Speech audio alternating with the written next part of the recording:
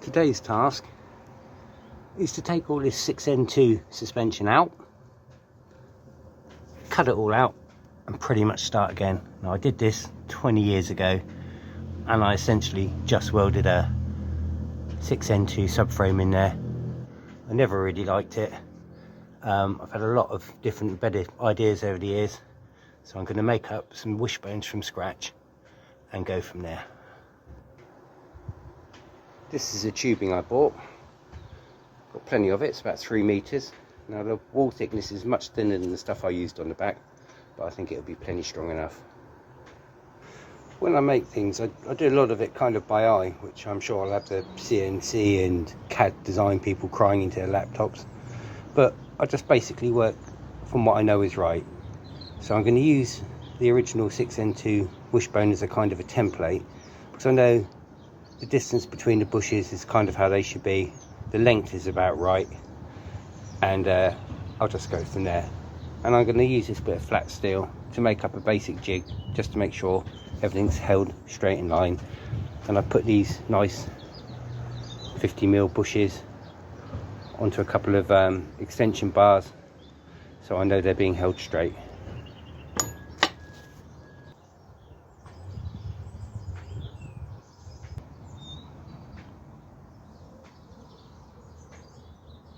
If you look at my other video, you'll see that I made a 20-ton boat about 10 years ago.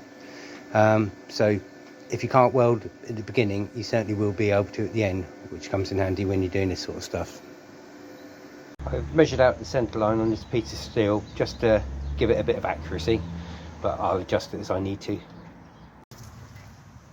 Now, I didn't film it, but I've cut half of this old subframe out, and you can see from the debris it gave up quite a fight. I didn't bother filming it because basically it'd be a couple of hours of a fat old man rolling around swearing. Nobody needs to see that. But you can see this framework I built up previously to support suspension, and that sort of continues all through the floor pan. Now, I didn't destroy a good Fiat 500 to build this car. The guy who sold it to me basically would only supply it as spares. So I'd hate for all my cars are highly modified like this, so I'd hate for anybody to think that I ruined a good car to make basically what some people will say is an abomination.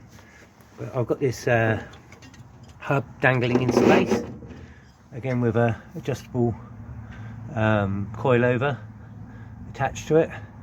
So I'm going to put the wheel, the disc on, and basically line the wishbone up, see where it wants to go.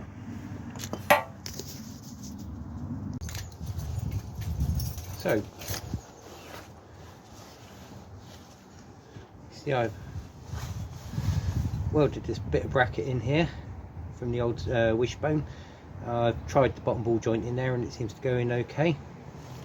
Welded it up for now and ground it back a bit, but I'll go over it again, and so it's all smooth and nice. And when they're all done, I'll have them sandblasted and powder coated, but I'll have that done as a batch.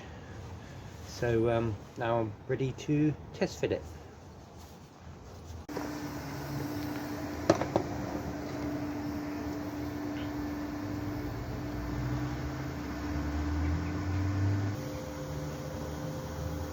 Just need a couple of little tacks just to hold it in place. It's only a jig, so just enough to hold it where I need it.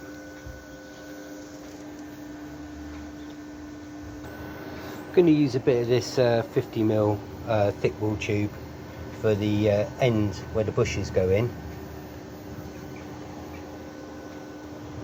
and I just wrap a bit of tape around it to give me a straight guide. I don't know what we did before these microfine discs. I use them for everything, and it will cut this in literally seconds.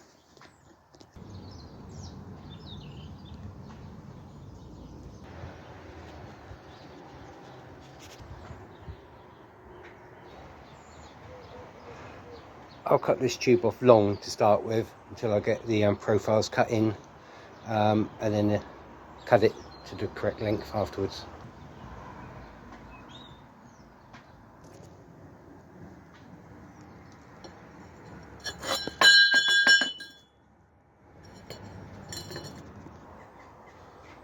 On these front wishbones, I'm going to incorporate this mounting for the ball joint off the old wishbone, because all the holes are in the right place.